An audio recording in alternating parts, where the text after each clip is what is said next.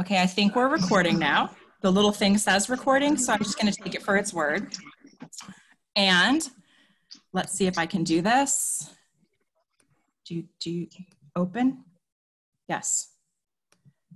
And slideshow from the beginning. Okay. Hey. For those of you who may not know, my name is Mackay. I am not a tech person, and I do not do well with PowerPoint. So we're going to have some fun. Does everyone see a pretty little slide that says little essays toward truth? Yes. Yes. Yes, that we means do. I'm doing it right. All right. Well then, to officially kick off class, do what thou wilt shall be the whole of the law. Love is the law. Love under will. Thank you.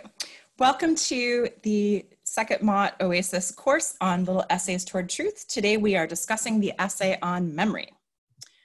Disclaimer, I have a lot of opinions.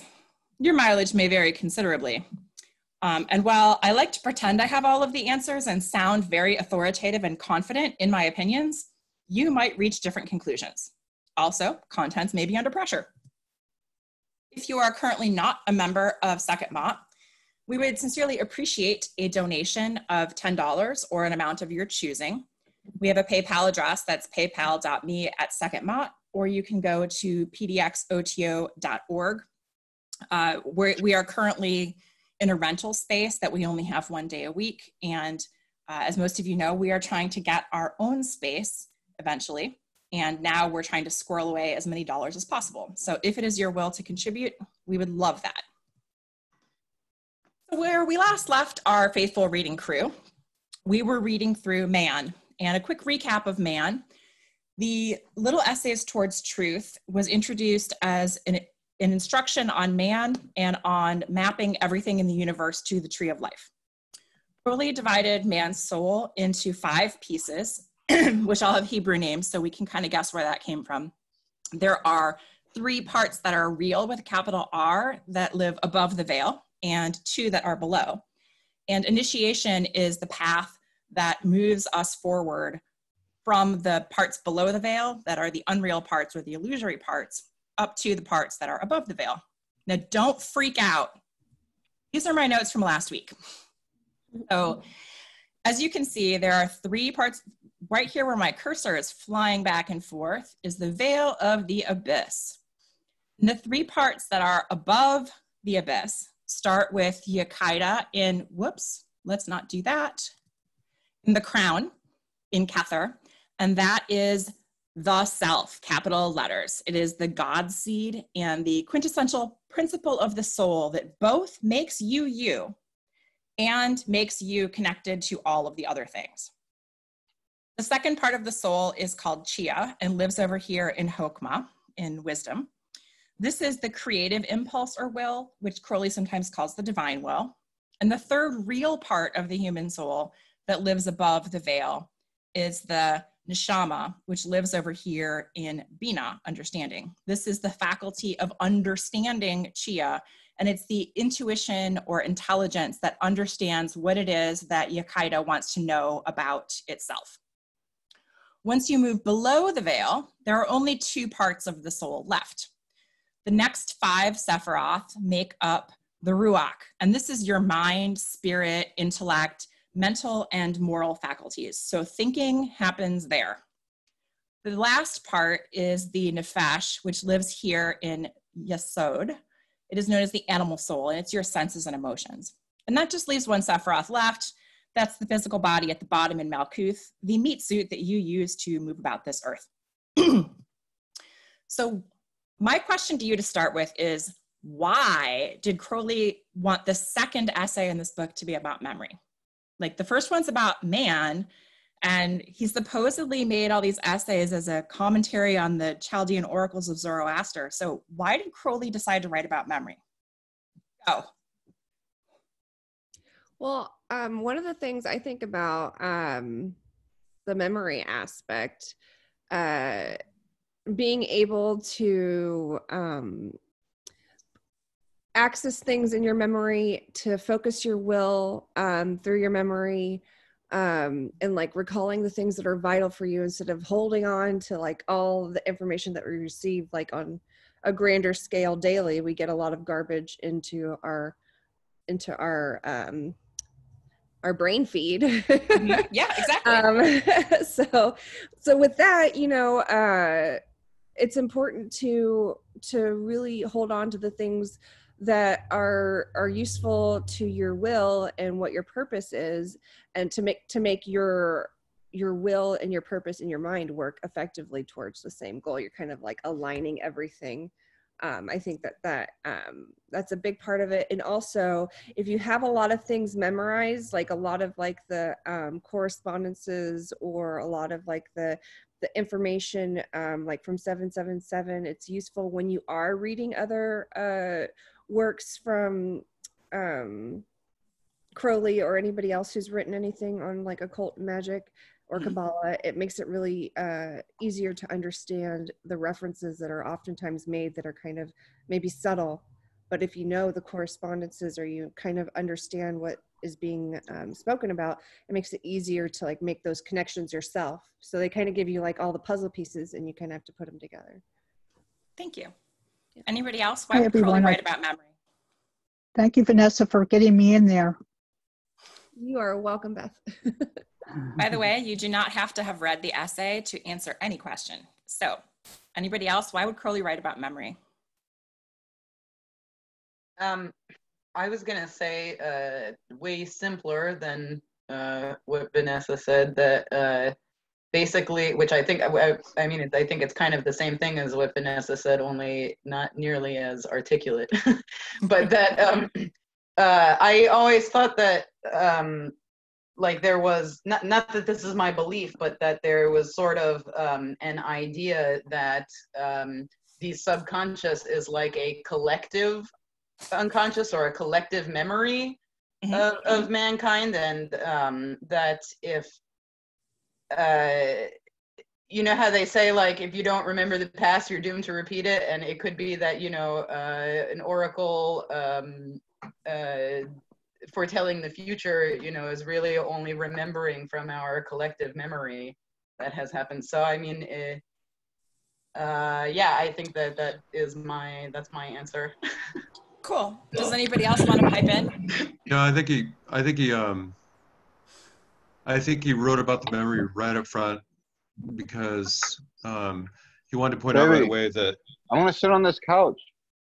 That despite us thinking that a memory is an accurate recording of everything that happens and that we don't really have control, I think he wanted to challenge that right off the bat and say, look, you know, being present is a function of memory, and you're stuck with it. Like he called it the mortar of the architecture of who you consider yourself. But we're going to have to get past that right away, because not only is it something that doesn't really represent things as they are very well, we're pretty much going to have to discipline to get past it. Right. So I think he brought, you know, it's interesting to me that, and I love this book, even though I have a cheap Penguin or New Falcon edition of it. It's I think, bam, right away, man, and then right after that, memory. You know, here's what we are, and here's what you think you are, and let's go past it. That's my take. Right on. Last call. Anyone else want to chime in? Why did Crowley write about memory, and why is it the second essay? All right, hearing none, moving forward, because I made slides this week. And by the way, you guys, I am not a PowerPoint girl, so this is a big deal. And if they're ugly, you're just going to have to cope. All right, so the subject of memory made me want to look at what memory means. So memory is related to the word or the name Mnemosyne, who is the mother of the Muses. And that's also the name of the river of memory that you have to cross in Hades in the Greek and Roman early religions when you die. The original root is from Latin. It's memor, which is mindful or remembering. It's an adjective. The noun form is memoria. And the word memory came into the English language through Old French, which means that it was not a word in English until the Norman invasion, which is kind of interesting because English is technically a Germanic language, but this is one of those words with Latin roots. So then I went to the dictionary, as I'm sure you're all shocked. I pulled out my OED, and it pretty much gave what you'd expect for your definitions of memory. Like, the initial definitions are things like, something remembered, a faculty for, storing information about things in the past. But then I found a couple of really interesting entries. So in the Oxford English Dictionary, the definitions are grouped first by how popular or current they are, and they go from like the most popular current down to the oldest and esoteric. And then within those, they're also subgrouped. So I really liked entry 1D in regards to occult practices and magic and memory. It is the capacity of a body, like yours, or substance for returning to a previous state when the cause of the transition from that state is removed. So this was originally first used in chemistry. And think about the idea of, say, the capacity of water to return to room temperature when the cause of, say, freezing or boiling is removed. That's exactly what you mean when they call it memory foam. Yeah, there you go. I also liked entry 2C, thinking about how Crowley had split the 3 real parts of the soul and put them over the veil of the abyss. To come to one's memory is to recover from unconsciousness. Cicero said, memory is the treasury and guardian of all things. So let's, before we get to the essay, I want to talk a little bit about the history of memory in the Western world. If you have time for a really deep rabbit hole, you can look into something called ars memoria or ars memorativa, which is a rather complex mechanism for remembering, constructing a memory palace or using a different type of construct in your mind to paste information in different places and help remember it. Some of you may be familiar with the concept of a memory palace, where you walk into an imaginary house in your mind, and you walk into the room that you've assigned to, say, the topic that you're studying, and there are either objects in the room that are attributable to parts of it that you're trying to remember, or similar idea. The initial occultists loved to attribute this to Egyptians and Pythagoras. And here's a math joke just for you, Jeff. It's a nice theory, but there's no proof. Har har. Okay. So it looks like this actually see, some of you are laughing because that was kind of funny, right? This memory palace, or this ars memoria, initially was developed by the Romans, because back in the day, almost all information was transmitted orally. It was spoken tradition. So long before we have writings, we have information being passed down from generation to generation by grandpa telling the story to your dad, who tells the story to you, who tells it to your children. All performance was also oral, because we hadn't invented Zoom and video and stuff. So there were a couple of major works that have survived to the present day on the importance of memory to performance, to thought, and to logic. These include Rhetorica ad Herennium, Cicero's De Oratore, which is where that quote is from, Quintilian's Institutor Oratoria, and Aristotle has written some pieces as well. There's also a story of this guy, Simonides of Chios, that you can Google, that's about memory and the importance of memory. Not going to dive into that. The earliest Christian monks also adapted some of these techniques from Ars Memoria to use them as techniques for reading the Bible and meditating on it. But it's a deeper rabbit hole. St. Thomas Aquinas, in fact, thought that this memory palace idea and the Ars Memorativa was really important as a part of the value of prudence, which is a 3-part thing in the old Catholic faith. I'm not going to go there, but he used the memory as a tool to meditate on virtues and to improve his piety. Then along came a guy named Matteo Ricci, and starting in 1582 and through 1610, he wrote a bunch of pieces on memory, including one called A Treatise on Mnemonics. I'm wondering if it's cribbed based on the 1582 date, but let's put a pin in that. We also have a lot of important writings on memory coming from Giordano Bruno. Now, when I came across that, I thought, hey, Giordano Bruno, that sounds super familiar. Like, where have I read that before? And when I whipped out my little essays toward truth, In the foreword, written by Jimenez Beta, it specifically says, as foreseen by Giordano Bruno centuries before the dawn of the new aeon, Thelema is a theurgy rooted in antiquity, but compatible with scientific progress. In other words, you might want to read some more about Bruno. So we're going to do that now. Who was Giordano Bruno? He was ordained a Catholic priest. He went to the seminary as a teenager or a youngster, as most people did back in the day. And he was really good at memory and had lots of ideas about how the human memory works and how one can employ it for spiritual purposes. In fact, he was so good at his memory work that, he was invited to demonstrate it for Pope Pius V. Unfortunately for Giordano Bruno, he was a free thinker. He liked banned books, and so his priesthood career was pretty short. By the way, the term free thinker as a pejorative towards anyone who's not Catholic survived well into the 1900s, and my grandparents used to refer to anybody who was not a member of their specific Catholic parish as a free thinker. So in 1581, our friend Giordano Bruno is in his 30s. He moves to Paris, and he gives some lectures about memory. And there's such a hit. I love this quote. I got me such a name that King Henry III summoned me one day to discover from me if the memory which I possessed was natural or acquired by magic art. I satisfied him that it did not come from sorcery, but from organized knowledge. So after then, 1582, remember I put a pin in that date, Giordano Bruno publishes 4 important works on memory. One is translated as On the Shadow of Ideas. One is translated as The Art of Memory. Another as Circe's Song, and the 4th one as The Torchbearer. Now, I haven't read these works and don't know where the titles come from, but I like the idea of the shadow of something being a memory, or something casting a shadow in your memory. And so that really ties the first 2 titles together for me.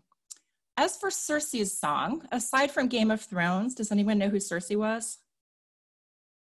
Yes, the sister of Penelope. Yes, and what was her deal? She was kind of the opposite of Penelope, where she was not chaste, and she had a tendency to turn men, I think it was only men, into animals. Yep. She's also famous for doing several other things along those lines. But Circe is sometimes referred to as the goddess of the witches, even though witchcraft as such didn't exist back then. And this 4th title, The Torchbearer, anyone remember any other stories about famous dudes carrying torches?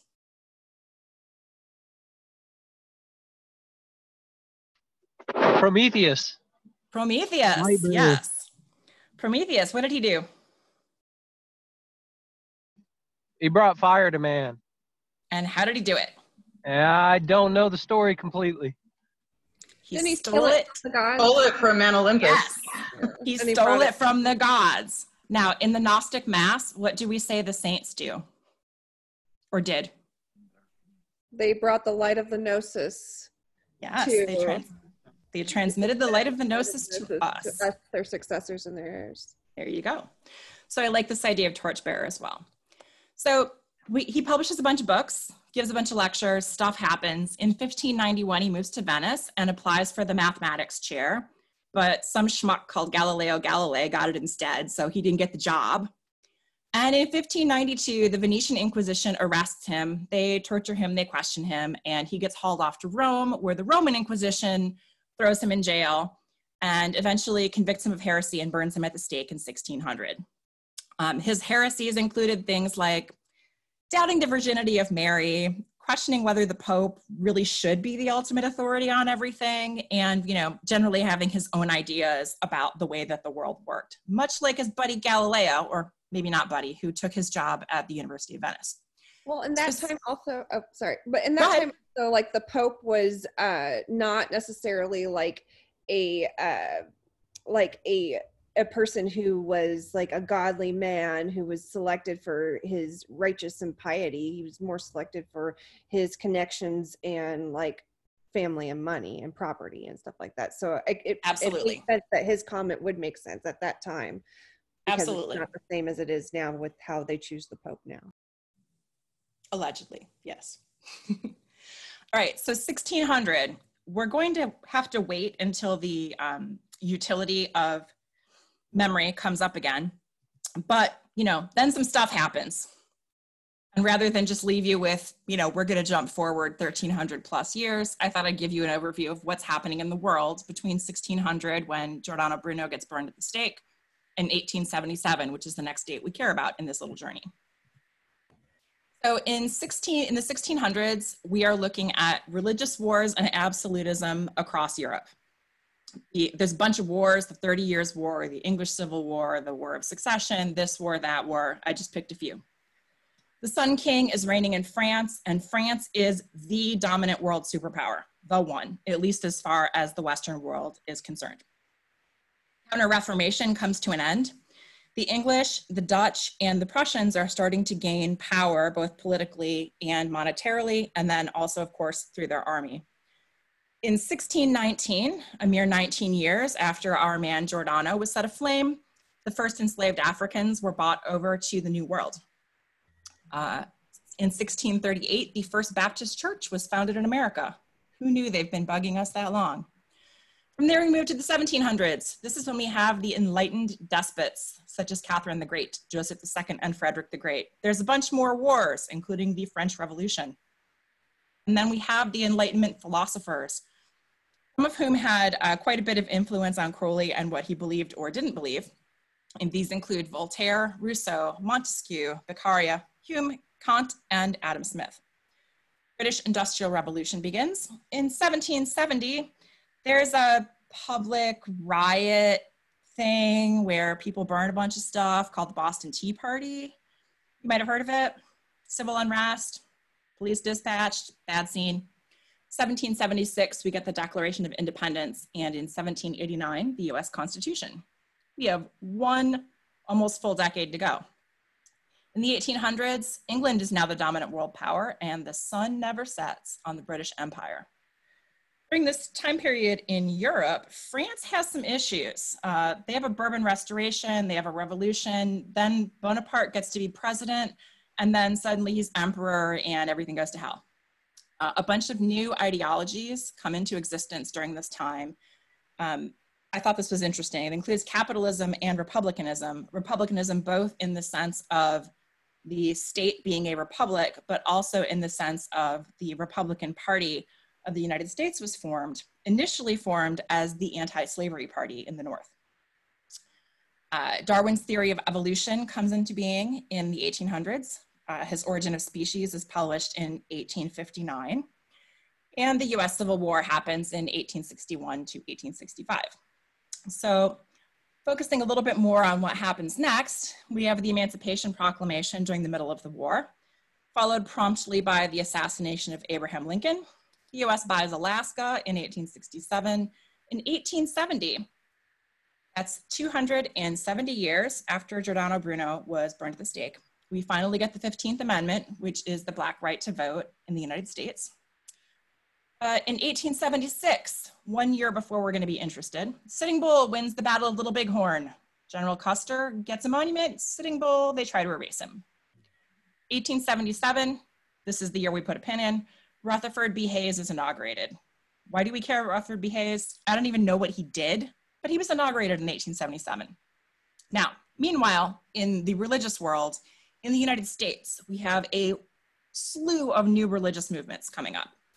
In 1816, we get the African Methodist Episcopal Church because, you know, white folks don't like the idea of Black folks going to their churches. We get the American Unitarian Association about a decade later. The Mormon Church is founded in 1830.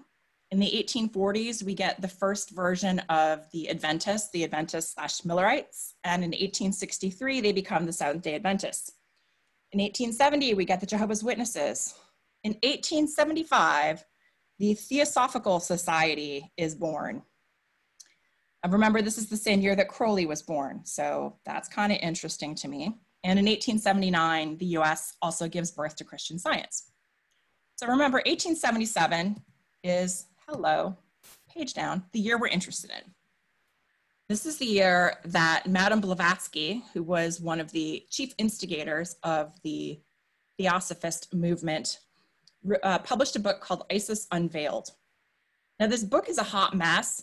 There's all sorts of stuff that's mishmashed together. There's stuff that's very clearly plagiarized from other sources, but she does have a couple of quotes in this book that give us an idea of what the Theosophists and probably also the spiritualists and mediums and, you know, sort of early revival occultists are interested in this time period.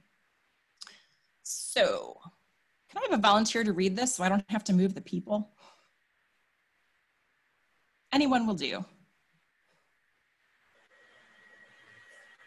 Go. Am I going to do it? Sure. Oh, I'll do it.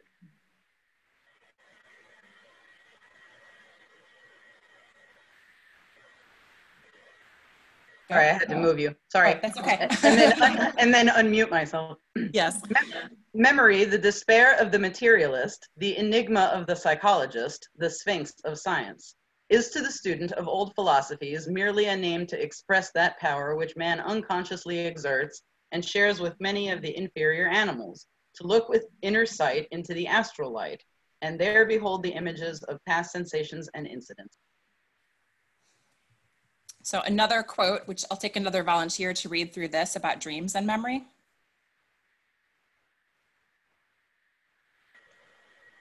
I'll do Nessa, it. go. Oh, okay, go. Oh, is someone else to go? That's fine, take it. Okay. Dreams. The more the body is exhausted, the freer is the spiritual man, and the more vivid the impressions of our soul's memory. In heavy and robust sleep, dreamless and uninterrupted, upon awakening to outward consciousness, men may sometimes remember nothing. Dream memories may be awakened at any moment, and then during such flashes of man's inner memory, there is an instantaneous interchange of energies between the visible and the invisible universes. I pulled this quote out because this business of an instantaneous interchange of energies between the visible and invisible universes made me think of something. Anyone want to take a stab at what?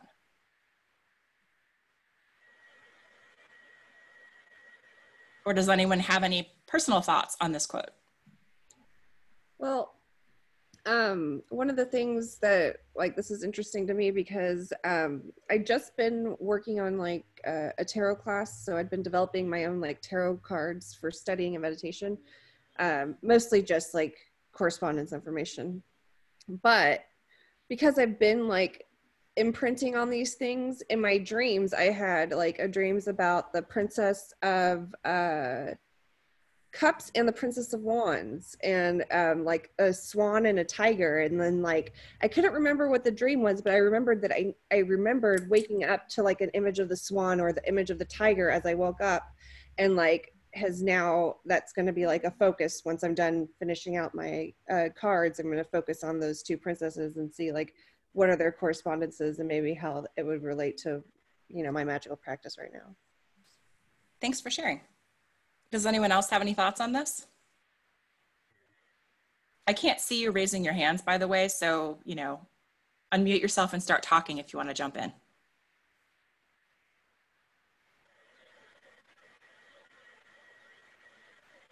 Okay, so there's silence. So this business about the instantaneous interchange of energies between the visible and the invisible universes made me think about the way Crowley had split up the 5 parts of the soul of man into the unreal and the real.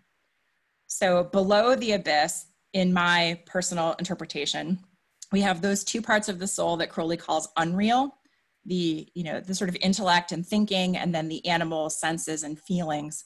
And those are the visible universe. But this idea of an instantaneous interchange of energies is that somehow dreams can be a transmission of the 3 parts of the soul above the abyss, where logic doesn't exist like it does here, and where your pure God self, the self, lives, can somehow trickle down into your waking consciousness. Your mileage may vary, like I said. All right, one last little Blavatsky quote. I couldn't figure out which Huxley she was quoting, and there's more than one, so don't quote me on that, but we merely want to show that, at least, that part of the public which considers itself intelligent and enlightened should cultivate its memory. Now, Crowley was 2 when this was written, so it's not like he had an immediate reaction, okay? But that was interesting. Now, remember in the beginning, when we were talking about man last week, that Crowley said that his essays, little essays toward truth, were also a commentary on the writings of Zoroaster. And so here is one of the quotes. "But the paternal mind accepteth not the aspiration of the soul until she hath passed out of her oblivious state and pronounceth the word, regaining the memory of the pure paternal symbol." And if you think about the paternal mind as being the three pieces of the soul that live above the abyss, sort of the actual God self and the mother and father of the self as the paternal mind, the soul then in this quote to me would represent the other 2 parts of the soul that live below the abyss. And they can't get across the abyss and pass away all the things that don't matter until they hath passed out of their oblivious state and pronounced the word and regained the memory. So memory is maybe a spiritual tool. Let's see how that works out. We've already talked a little bit about how the early Christian monks were using memory as a tool for purification and memorization of the Bible and meditation. Here's a couple of additional instances of memory as it relates to spirituality. First, a gross oversimplification of concepts from non-dual yoga and tantra. God, the thing that is everything and nothing and above and everywhere, all possibilities, in order to fully experience itself, because it knows everything. So what is it like to not be all-knowing? Puts on a cloak, the physical body, the meat suit of you, in order to forget what it's like to be omniscient and all-powerful and all whatever, and to find out what it's like to be you. In yoga, there's a concept of the physical body being put together with 5 koshas, which are, it translates to sheath roughly. And it's sort of like the layers of an onion. So we have, and the word Maya, by the way, means illusion. So these koshas are all the illusions that your God self cloaks itself in order to be human, as opposed to being omniscient, omnipotent, all-powerful. There's the Annamaya Kosha, which is the meat suit. There's the Pranamaya Kosha, which is your energy body or the life force. There's Manomaya Kosha, which is the mind, including your thought and your emotion. There's the Vijnanamaya Kosha, which is your knowledge body. That's wisdom, intuition, and your ability to perceive things. And then the last kosha is called Ananda, bliss, Maya, the illusion of bliss kosha, which is your bliss sheath. It's where all of love, joy, peace, happiness, love, rainbows, and fuzzy bunnies all live there. And I know Crowley was familiar with this model because by the time he wrote Little Essays Toward Truth, he had already done some studying with Alan Bennett, and because he refers to sheaths in the essay, which we'll see in a minute. One more concept. Notice that these 5 koshas don't map nicely to the 5 parts of the soul because they are descriptions of what I would call the meat suit. Like the meat suit's the gross part, and then the next layer of the onion is your energy body. So these are not intended to describe parts of your soul. They are intended to describe the components of a human being in a meat suit. Mind in yoga is chopped up into 4 pieces, not 5 like Crowley chopped it up. So he couldn't adopt this model because it didn't really work with his whole tree of life thing. But just to give you an idea of how it goes, there's manas, which is your conscious mind. That's everything that thinks and observes and is going about your day-to-day business, deciding that you're going to go to work or get out of bed or eat a sandwich or whatever. Chitta is the unconscious mind, which is also described as the warehouse of past thought, experiences, and memory. So in the yogic model, memory is an entire part of your mind. Buddhi is the witness consciousness. That's the part of your mind or your soul that assigns meaning to experience. It's the part that's reflective. And then the last part, which is why I broke this out, is the Ahamkara. Crowley refers to this as the ego maker. He makes a reference to it in this essay. But Ahamkara is not really about ego as we tend to think of it. This concept originated before Freud. And so I don't want you to, when we see the word ego, I don't want you to go Freud and get all excited. The word Ahamkara breaks down into which is roughly I or me, and Kara is the maker or doer. So this is the part of your mind or your soul, I would say, that constructs your identity. Moving out of yoga, memory in Islam is very important. The word Quran literally means a reading or a recitation. And the Muslim tradition says that the angel Gabriel recited the Quran to the Prophet Muhammad, and then Muhammad recited it to his companions. So it is a long and strong tradition in Islam that faithful Muslims will memorize a book of the Quran. And in part, that is because memorization of something is, in some sense, a way to keep it pure. If 100 people memorize a text and 98 of them say all the same words, and the other two say a different word here and a different word there, we know what the original correct word is because 98 people got it right. Since we've talked about Christianity and Islam, I'd feel bad without bringing in our last faith of the book, especially given that Crowley had chosen to use the Kabbalistic tree of life as a model for man. In Judaism, the word zakor is most often translated as remember. It shows up in the 10 Commandments as remember the Sabbath day and keep it holy. And Moses tells the Israelites in Deuteronomy to place memory at the center of their consciousness.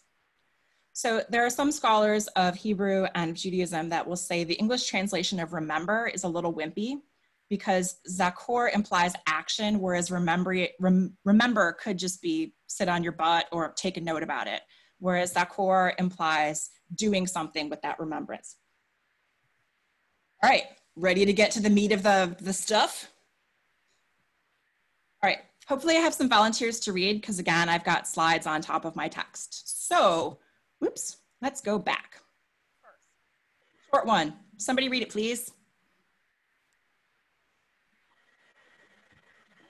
Memory is the very stuff of consciousness itself. Consider that we can never know what is happening, but only what has just happened, even when most actively concentrated on what we call very stuff of consciousness itself. Consider what we know is happening, only just happened. I'm lagging. Duffy, you've got some bad lag, babe. So I'm going to ask that other people take up the reading mantle for you. So Crowley starts this essay with some words that we all kind of get what they mean, right? Like, does anybody find this slide confusing, or can you all kind of say like, yeah, I get it? I see a few nods and hear nothing. Then Crowley goes from, great, I've made a nice, beautiful introduction. These are his words. Who's next?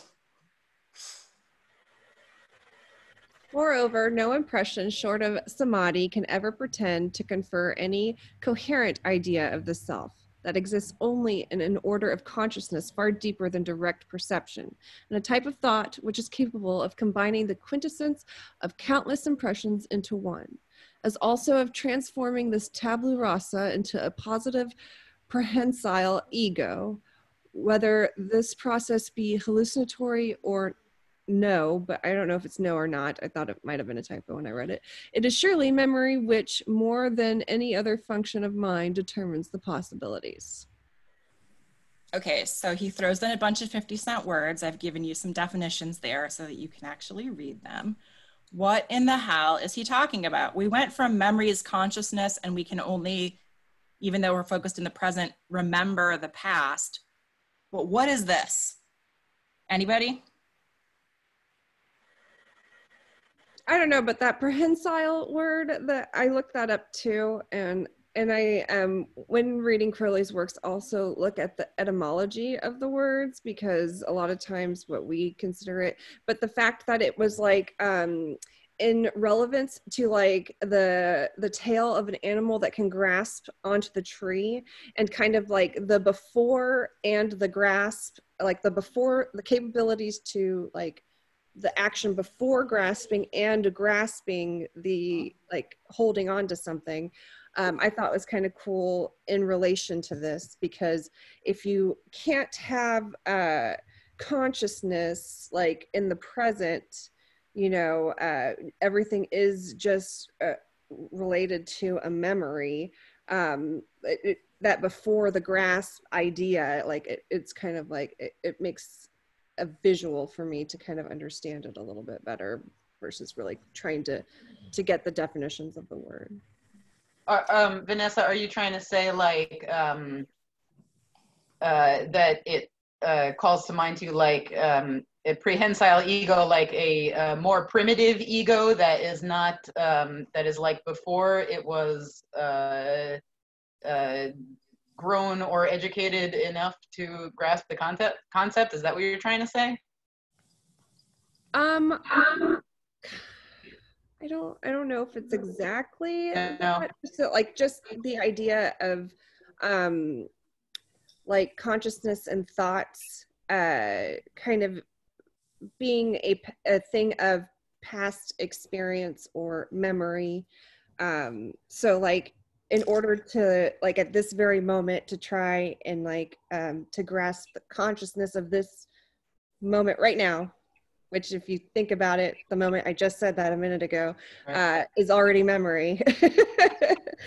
So you kind of get like in these like funky things of thought. And I was just thinking that that word kind of is kind of interesting because it's kind of giving the action to what he's describing, the prehensile, the potential to grabbing. Can I do an analogy? Yes. Yes. Okay, I think he's saying that samadhi is the, well, let me start, hold on. Say you've got a junkyard, it's full of a bunch of metal, broken cars, whatever. They can't do anything on their own. That is the countless impressions that we've got. And then this deep self that you access, either it is samadhi or you access it through that. I'm not sure exactly what that word means. That's the welder that builds all these things together into one functioning machine. That's the prehensile ego, the ego that's capable of grabbing onto things and performing operations. Anybody else? All right, I'll give you my 30-second tour of this. Again, your mileage may vary wildly. No impression short of samadhi can ever pretend to confer a coherent idea of the self. So here in the self, he's talking about that true Godhead spark that lives way up at the top in Kether. And he's saying until we get this impression of like ultimate super uber enlightenment, you're never going to get an idea of what that thing in Kether is. Because remember, we live below the abyss, right? So the self exists in an order of consciousness that is deeper than our direct perception, right? Remember, below the abyss, we have all of the meat suit and all of the thinking and seeing and feeling and talking and thinking. He's saying the consciousness of the man exists above that and outside the range of what we can get to directly. And that the type of thought that you have to use to get there takes all of the essences of all of these different impressions and turns you from a blank slate, the tabula rasa, into an ego that can finally grip onto something. So you can slowly start to climb your way up towards the abyss. And it doesn't matter to Crowley whether this is a hallucination or not a hallucination. Memory, more than anything else, is what determines whether it's possible for you to slowly claw your way up that tree. So, moving on. New volunteer, new slide, more words from Crowley. Don't make me call on people, because I will. I know who's here. All right. I'll do it. Now, whatever view we may take of the nature of the self, it is clear that our limit of error will constantly diminish as the range of our observations is extended. To calculate the orbit of Neptune from a period of days when it is retrograde could lead to formidable fallacies. When memory is seriously weakened, the resulting state approximates to dementia. Memory is then, in a figure, the mortar of the architecture of the mind. Thoughts, comments, complaints? We have a bunch of words I mostly understand now.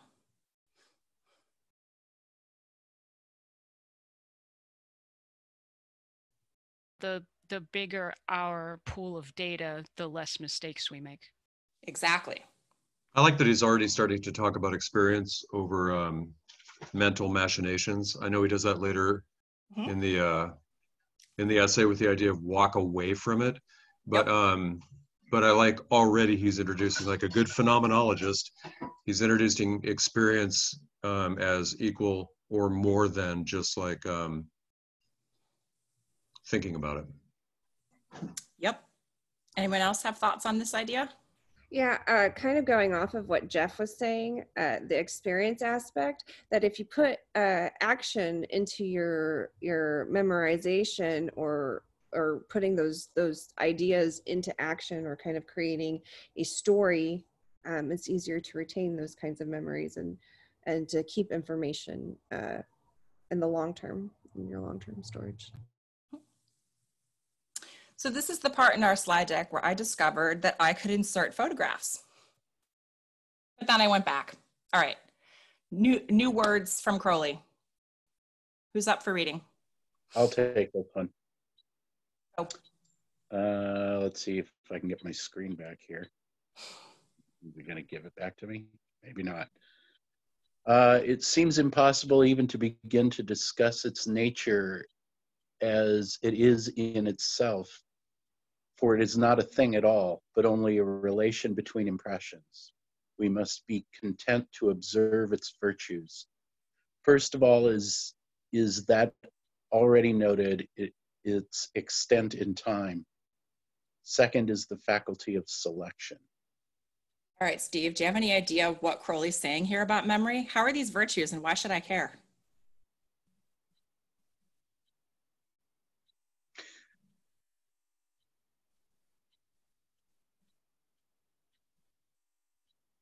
Somebody else can also jump in if they feel like answering. Jump in. I'm pondering his words here. Well, remember, virtue just means quality. It doesn't necessarily mean good. All right.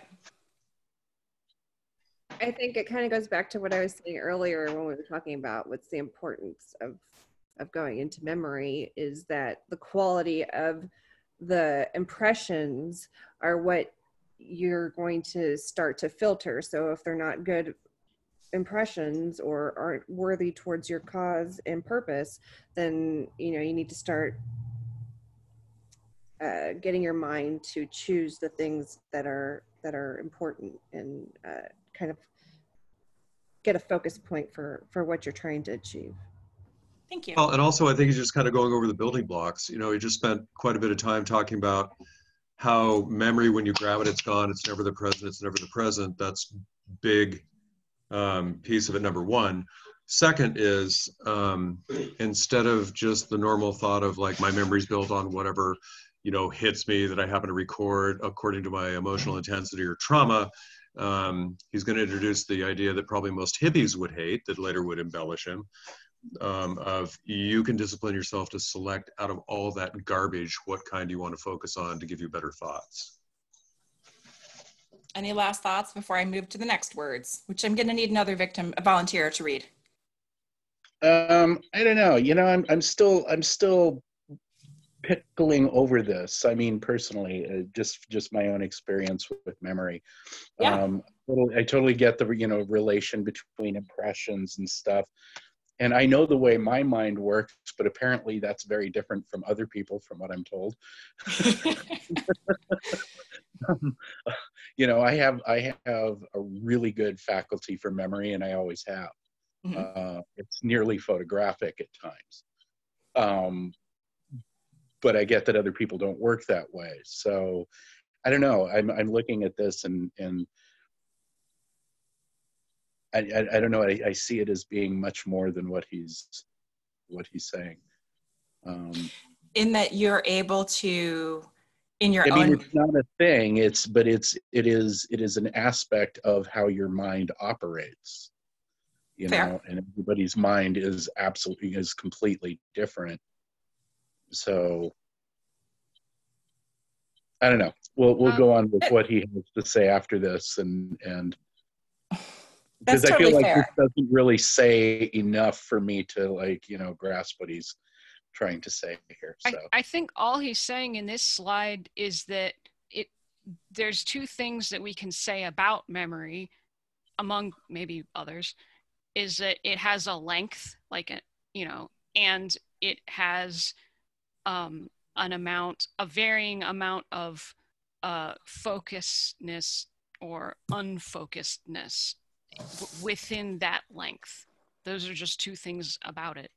right. I really like that. It's almost like Euclidean's elements. I really like what you said about that, Wendy. It's like he's saying, here's the point and here's a line. Now from that we can build everything else, right? I really like that. I hadn't thought about that before. Thanks, Jeff. Yeah, and Please, that's why I Crowley. say, it's really going to be more about what he follows this with. So I'll let you continue. Fortunately, it's Crowley, and so he wasn't content to stop here, which might have been enough for some people. No, but wait, there's more. Who will read it for us? Not me. Why is it so small? I don't know, man. I'm just playing with PowerPoint for the first time. I can read it. I have a really big screen. It would be as undesirable as it is impossible for the memory to retain all impressions indiscriminately. Such memories are found only in lunatic asylums.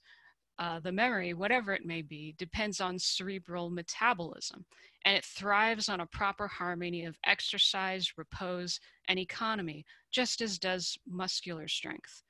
Memory, as such, is practically worthless. It is like an abandoned library. Its data must be coordinated by judgment and played upon with skill. It resembles a great organ, which requires an organist. Burn, Stephen. Now he's talking my language. Now he's talking my language. This is exactly. Although I would amend it these days to say such memories are found only in lunatic asylums and game shows. I was going to say, look, if you think about what remembering all impressions indiscriminately without any difference between one or another, you would be able to say, oh, on December 13th of 2001, I brushed using 1 inch of Crest gel toothpaste on my green toothbrush, and I brushed exactly 27 times on my lower left jaw before turning to the...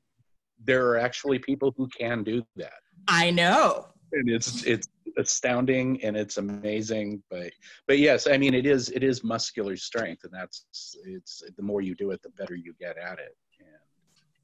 So one of the things I'd like to point out here is Crowley compares the memory to the meat suit.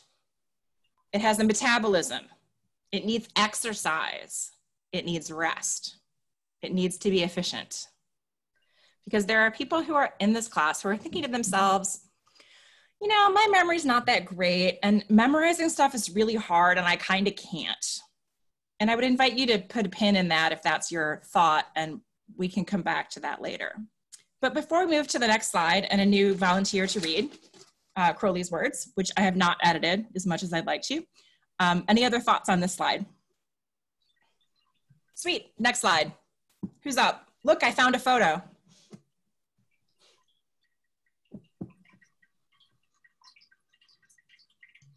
I'll go. Go ahead.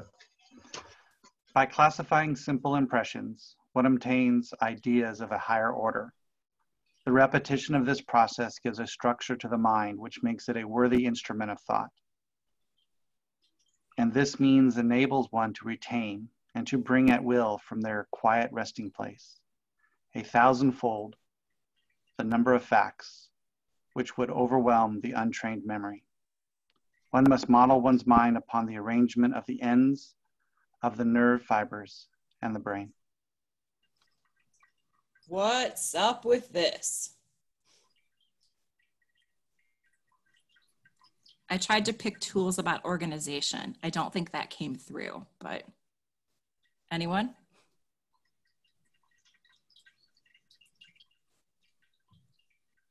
He's just saying if you group related ideas together, then it makes it much easier to access them. Like a tree wouldn't want to make one branch for every leaf that it has. Exactly. I think he's also, sorry, I was going to say, I think he's also saying here So as he says, by classifying simple impressions, one obtains ideas of a higher order. The repetition of this process gives a structure to the mind, which makes it a worthy instrument of thought. So to me, this calls to mind also, like if you have a pile of bricks, you know, you have to classify them and lump them together and place them into the shape of the structure that you want them to take, in which case, so they won't be a building if they are just discrete bricks. Also, However, all buildings are just you know, rearranged bricks, you know. one of the things that's kind of like with your picture and your text, it reminds me of bullet journaling, which I've just been introduced to. And a journal without bullet journaling is like a unorganized memory. And with bullet journaling, the process, like, it just like blew my mind when I saw it, and I don't understand why I never thought of it before. But You know, I got into that too. That is organizing your journal like that, it makes so much sense, and it's something I'm definitely going to use from this time forward. This made me think of the mind as like a library, because if I have a library that is a collection of simple impressions, it's 10,000 books, and I've just put them on the shelves as they come in. How are you going to find what you want? My library is much more useful if I take all the books about birds and put them together. Dewey Decimal. Or Library of Congress, Thomas Jefferson. Anyway, all right, next slide. So I went to the OED, and what we've just discussed, entry 2D, talks about computers, a device in which data, I can't see the whole thing, or instructions may be stored and from which they may be retrieved when required. So there's a reason that we call memory on your computer and memory on your phone and memory on a jump drive or whatever. There's a reason we call it memory as opposed to calling it storage capacity or, you know, bytes. Just my thought. Again, feel free to disagree. Who wants to read some Crowley? I will. Go for it. At will, here is the great key to proper selection, that one should resolutely remember all facts that may be useful, and as resolutely forget all those impertinent to the true way of one's star in space. For so only can one economize the mnemonic faculty. And this is to say, no man can begin to train his memory duly until he is aware of his true will. There is then, as in all matters pertaining to the intellect, a vicious circle. For one can only become conscious of one's true will by a judgment, a somatic intensity, upon all facts that it is possible to assimilate. The resolution of the antinomy is found in ambulando, that is, by the selective training above indicated. Now, I've underlined those two words because I went to look them up. Antinomy is basically a paradox. So Crowley has set up here a paradox that, well, you should only remember what's important to your true will. But you can't train your memory until you know what your true will is, but you can't get to your true will until you have that experience that allows you to know what it is. So if I don't know what my true will is, how do I train my memory? But to know my true will, I have to train my memory. So like, what's up with that? And the word antinomy means paradox.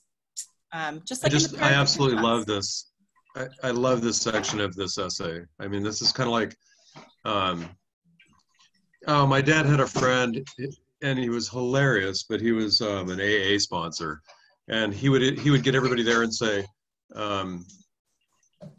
you know, the only way you're going to do it is if you can get your brain to make you stop thinking about drinking. And then they would say, well, how can we get our brain to stop from drinking? And he'd say, you can't, you're fucked.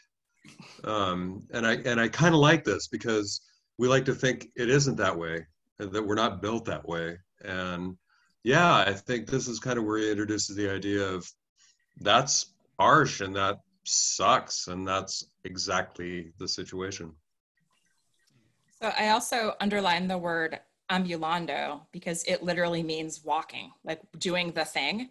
An ambulance is a thing that does the walking for you. An ambulatory surgical center is one where you walk in and walk out. So in this last sentence, Crowley is saying the resolution of the paradox is found in doing the thing, like literally walking the talk. anybody have any also, I thoughts? mean, that's so insulting to the mind, that something could add to you in a greater way than just doing, you know, the experience. So anyway, I'll stop. But yeah, I love this section of it. Maybe maybe he's talking about a process where it goes in cycles, where first you obtain a lot of information, all the information, and then you go, well, based on this, what's my will? And then you erase the stuff that's not part of that, and then you begin taking in more information, and then you go, well, now based on this, now what's my will? Is it the same? Is it different? And then you trim off the next set of garbage, and then you rinse, repeat, and the process takes you on a trajectory. I was about to say the same sort of thing, because if you're not taking in all the information you can, then you run the risk initially of missing an entire field of knowledge and thereby missing your true will. But then, yes, you've got to start trimming the extraneous, and you trim it down to reach that point. Thank you. You know, it's never. I'm sorry. No, go ahead. Finish your thought. I was being rude. I was to say, I think of the process, you know, even like writing a thesis or a dissertation, it's so easy to get caught just start going down rabbit holes about, you know, because it's so easy to be researching and get caught up in other ideas and want to chase them. You don't say. And you have to keep reminding yourself, it's like, okay, that might be a great thing to research later. I have to come back to my actual research question. You know, my true research will, if you. So yeah, I think exactly what Wendy's saying. It's this winnowing process, but yeah, you have to cast the net wide to begin with in order to discover the target. All right, we got a lot to go, so I'm gonna artificially move this forward. Who wants to read about the mishmash of paint?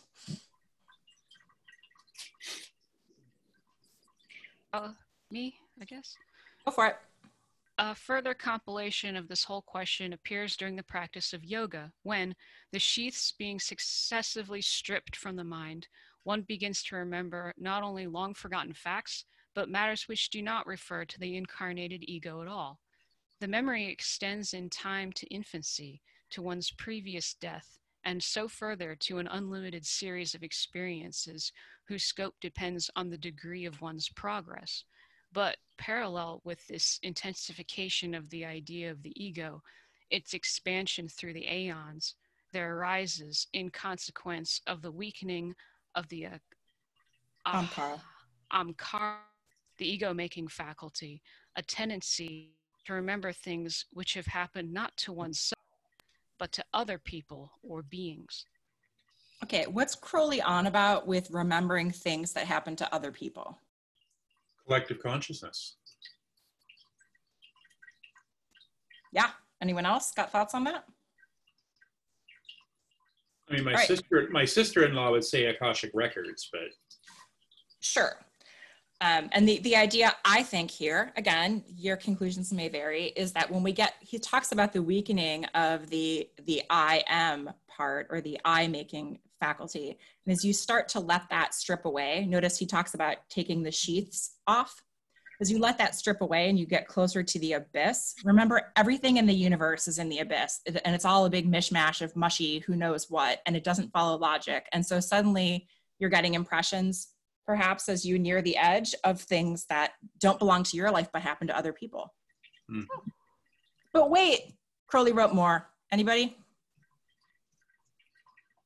Volunteer, please.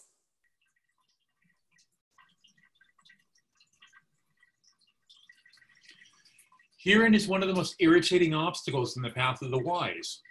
For the normal development of the memory in time leads to a better understanding of the true will of the individual as he then conceives of himself, so that he perceives a universe teleologically more rational as he progresses. To be compelled to assimilate the experience of supposed alien beings is to become confused, something of the whole hodgepodge of Choronzon, restriction be unto him in the name of Babylon, gapes once more for the adept who possibly supposed himself already, in a sense, a freeman of the city of the pyramids. All right, quick note here. I don't think I underlined this, but the word teleologically, something that's teleological is relating to or involving an explanation of phenomena. So it's a fancy way of saying like figuring stuff out. And then I put a couple notes on the slide about Choronzon. So he's living in the abyss as either the dweller in the abyss or the demon of dispersion. He's the last obstacle between you and crossing the abyss. Supposedly, Choronzon is the destroyer of the ego. Crowley described him in some place as the temporary personification of the raving, inconsistent forces of the abyss. So you get to the end of the abyss, and all of a sudden, there's all of this stuff that doesn't belong to you, that's dumping itself into your memory. And you're like, this isn't me, I'm so confused. And do you like try to rationalize that and get sucked into the pit? Or do you not? And this is the last paragraph. Again, your mileage may vary, but my interpretation of this is that by bringing up Choronzon, gaping once more at the adept, this is your last chance before you're about to hit one of those three real parts of yourself. But at that time, it says, who possibly supposed himself already a free man of the city of the pyramids. The city of the pyramids lives in Bina, which is where the third part, the real part of your soul lives. So you think that you're there, but then you're not really there. Anybody have any thoughts or comments on that one? Because we're almost actually done with the essay part, and then I have a few more slides I'll like chug through real quick for you. This idea of a universe teleologically more rational, also, teleologically, that's also, related to telos, it's purpose. Yes. So gradually understanding the universe more as purpose. Yes. Anybody else? So that's interesting. So he's saying then as you comprehend your own true will more fully, then as he conceives himself, sure. Then you are simultaneously then going to perceive the telos of the universe. Yes. More fully. Am I understanding that correctly? I believe so, but I've been wrong before, so don't test me. All right. Who would like, oops, did I get to that? There we go.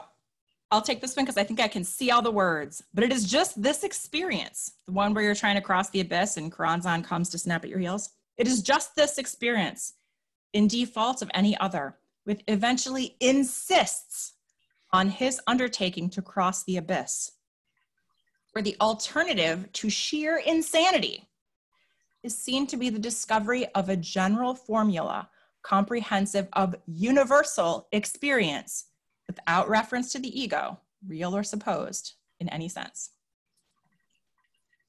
Thoughts on that one?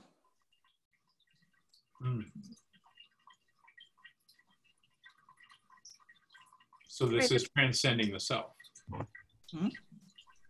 Good thought. One of the things that comes to mind for me is that if when you get to that point and you start having all these experiences, all these impressions start flooding through, it is like taking off the meat suit, and then you're becoming the God, the universal God consciousness, that was once divided and now become one. And then dumping all that into the cup of Babylon to banish Choronzon and contain it so that you can move forward into the pyramids is kind of like what I get from that. And if you don't, the alternative is to go insane. Right? I say it's sort of like if you can hang in there long enough for all those thoughts that you thought were you in the city of the pyramids and just let it pass and let it pass and let it pass. It'll start to clear on the other side, and it'll actually be way different, more preferable than what you thought it would be on the other side of it. Something like that. Yeah. Which, if you really take a look at it, it's like how you know, dealing with emotion or experience, like, you know, your experience or your emotion may be really intense at this point, but if you get to the other side of it, then you can kind of have a better idea of what it was all about and why you're reacting that way. Mm-hmm. Last slide. Look, I lit a candle just for you, and it's a black one, just like your little heart. Who would like to read? The last volunteer opportunity of the class. I got it. This paradox, like all others, should be a lesson of supreme value.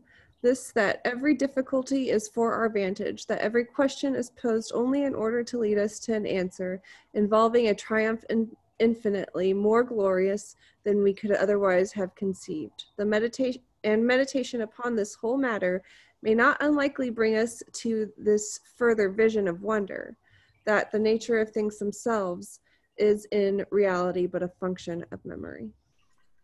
Ooh. That's why I lit a candle, right?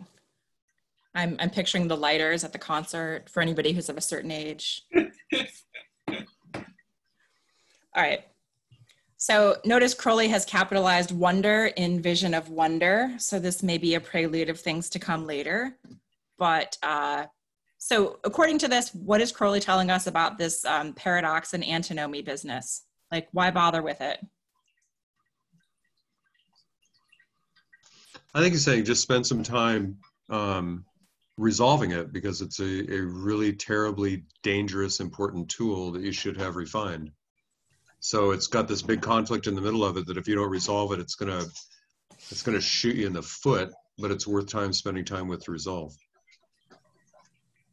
Thank you. Anyone else? I think maybe what he's saying at the end is that our lives are, like, don't exist except in the way that we reflect back on them. Thank you.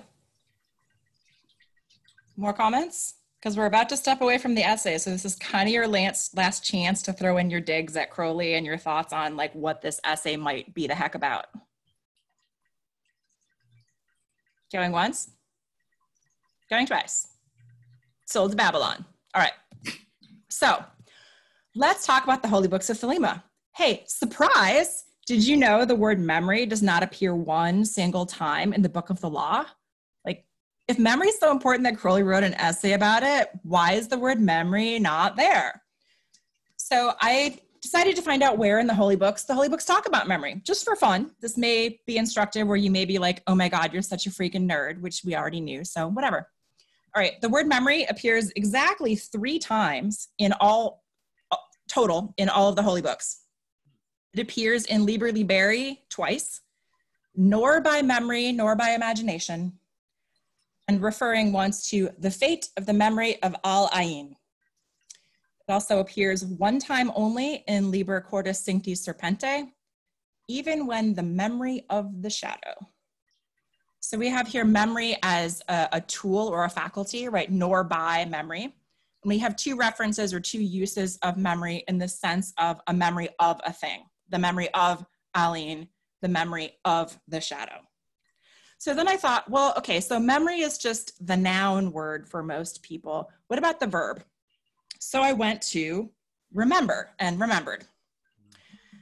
Surprise, it shows up again in Liber Liberi, and it's always in the same context. I remember the days. I remember those iron days. I remember how we drenched.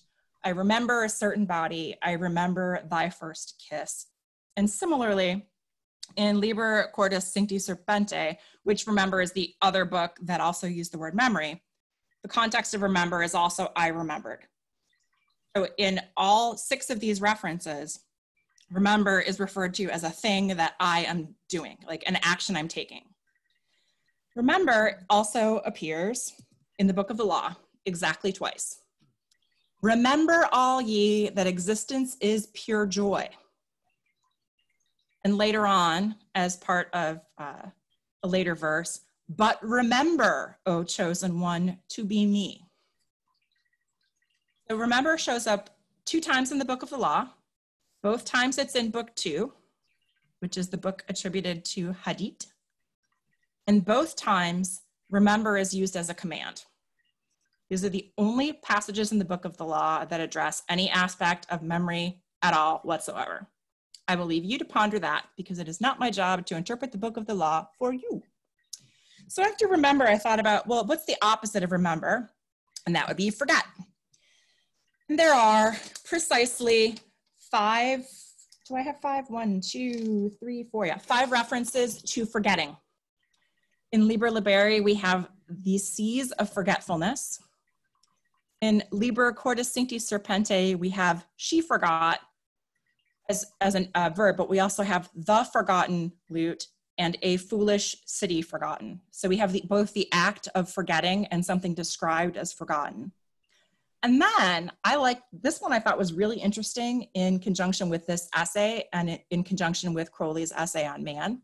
In Liber Sheath, we get, thou shalt be forgotten.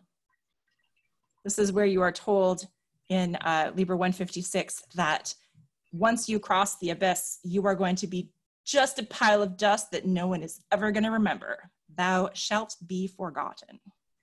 So that is your future, is to be forgotten, even if your job right now is to remember. There's a paradox for you. So what else did Crowley write on memory?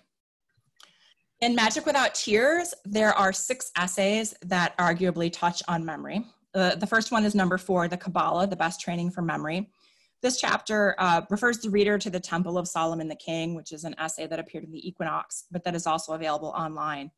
And remember that if you've read that essay, you know that Crowley recommends use of the Kabbalah or the Tree of Life specifically, that diagram, as the one way to categorize all the things.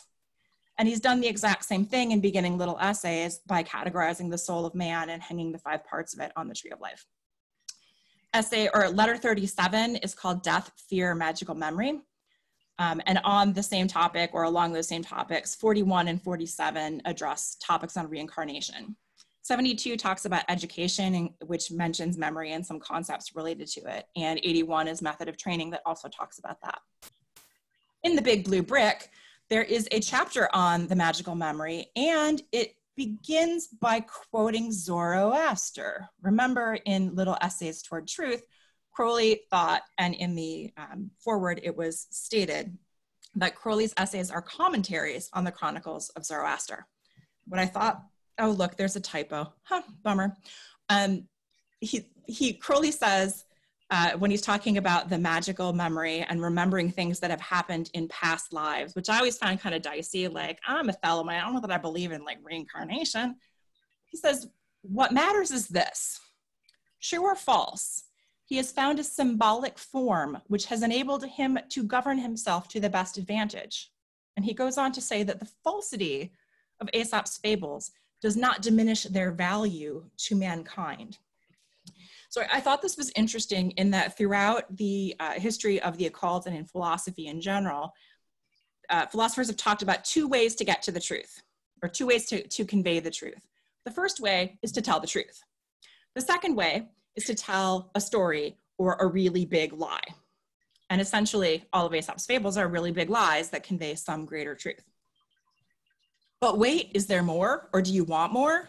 Of course you do. Additional resources, if you want to read a little essay on the Chaldean oracles and what they are, I have a place you can download them. I used a book called A Concordance to the Holy Books of Thelema to find out where the words memory, remember, and forget were used in the holy books. You might want to read Helena Blavatsky's Isis Unveiled. It is a hot mess, but it's also one of the touchstone hallmark works in the occult Western canon. There's even more.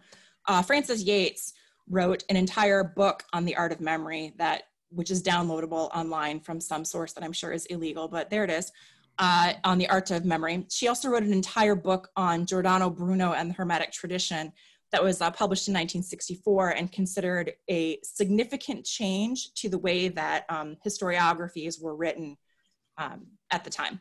There's 7 other volumes to this series. I didn't even bother to look at them all, but here are some excuses to buy books. There are books that are specific to memory work and how it is used in occult societies. Some of them are specific to Masonic lodges, others are not. And I leave you to decide whether those are worth your perusal or not. There's also stuff you can read online. John Michael Greer, who's a noted Western occultist and modern author, has an essay on Ars Morativa, which, if you'll recall, is the system from the Middle Ages and onward that eventually Giordano Bruno expounded upon. If you're interested in some of the yogic, or these are more yogic sources, even though Crowley also had a Buddhist understanding because his yoga teacher was a Buddhist and not strictly from the Sanskrit-based yoga tradition. Rolf Soivik has an essay on the enlightened ego that talks about how the yogis separate out the 4 parts of the mind. And the Wikipedia entry on Samadhi is actually quite good and differentiates between the Buddhist version of Samadhi and the sort of Sanskrit tradition yoga version of Samadhi. And you know, if you really want to learn about human memory, because this is super awesome. There's this expert I work with on a regular basis, Charles Weaver, Dr. Charles Weaver from Baylor. I always thought that memory was like a filing cabinet or like a film. You know, your brain films it, and then when you want to remember what happened, you go back and you pull out that tape and put it in the VCR and replay it. But what Dr. Weaver has taught me is that the modern understanding of memory is that the memory is first created as the impression when it happens. But the very next time you think about that event, you pull that card out of the file, and the pulling of it alters what's on the card. And the more times you think back to a specific event, the more changes you make, whether they're tiny, tiny changes or great big changes, which is why you might remember, you know, your mother wearing a certain dress at your birthday party in 1st grade, and then you look at the photographs and discover that she wasn't wearing that at all, she was wearing something else. All right, so we have reached the end of my gorgeous first stab at a PowerPoint deck. Thank you all for coming. I'll hang out and chat some more after I hit stop, but if you'd like to flee, now would be a good time if you wanna. If you enjoyed class, we would definitely appreciate a donation of $10 or whatever, as you will, to help us bring more Thelema to more people. And that is the end of my slide deck. Yay. So, Great thank job. you all for coming. And if you want to chat or kick around some of those ideas, oh, let me hit stop. I'm hitting stop now on the recording. Stop, stop. Now I'm hitting stop. There we go.